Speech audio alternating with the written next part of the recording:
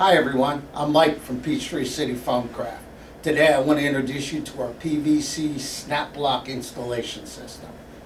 Whenever purchasing a Peachtree City Foamcraft PVC panel, we're actually going to route it, paint it, and finish it to your specs.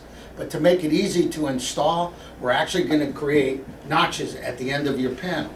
And what that's going to allow us to do is route corresponding notches into our posts. So whether it's a 2 foot, 3 foot, 4 foot, 8 foot panel, this will still allow you to snap lock the panel into the column and allow for an easy installation requiring no extra hardware.